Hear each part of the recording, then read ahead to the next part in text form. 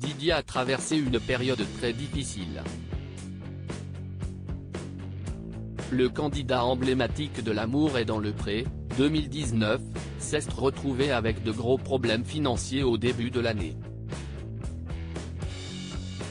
En effet, l'éleveur de vaches avait désespérément besoin de fonds pour rénover la maison de ses parents, aujourd'hui décédés, qui tombait en ruine. Et aux dernières nouvelles, il vivait sans chauffage ni isolation, avec des murs fissurés et une cave complètement détruite. Bref, son habituation obtenait alors facilement la qualification d'insalubre. Didier s'était alors résolu à lancer une cagnotte pour l'aider à payer la rénovation de sa maison. Et, lors d'une interview pour la Dépêche du Midi, il révèle désormais que cette initiative lui a permis de sortir la tête de l'eau puisqu'il a obtenu près de 3 400 €. On l'a rapidement fermé car il y a eu des problèmes. Des cagnottes ouvertes par d'autres, etc.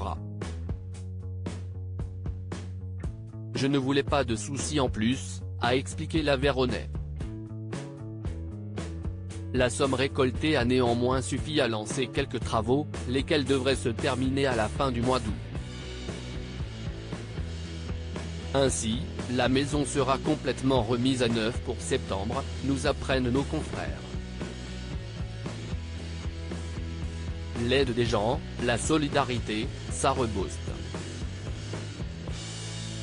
Merci à tous ceux qui m'ont aidé et soutenu, a déclaré Didier avec reconnaissance.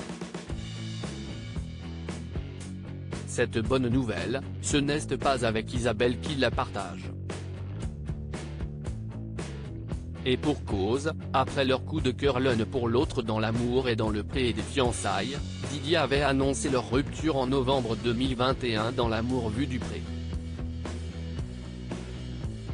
Qu'à cela ne tienne, il a retrouvé l'amour. Toujours auprès de la Dépêche du Midi, il a confié s'épanouir auprès de Marie-Ange, une ex-prétendante du programme romantique de M6, qui a participé en 2021 pour rencontrer l'agriculteur Jean-François. Marie-Ange s'est d'ailleurs révélée être un soutien de taille pour Didier lors de ses galères. À l'époque, elle avait mis la lumière sur sa situation et l'aidait à créer sa cagnotte. Une maison insalubre et indigne d'un homme comme Didier. Il se tue au travail, si est un homme bien. Il ne mérite pas ça. Il ne se plaint jamais. Il ne veut montrer à personne ses problèmes, pourtant aujourd'hui il a besoin d'aider, expliquait-elle. Marie-Ange devrait prochainement s'installer dans l'Ouest d'Aveyron pour se rapprocher de l'agriculteur.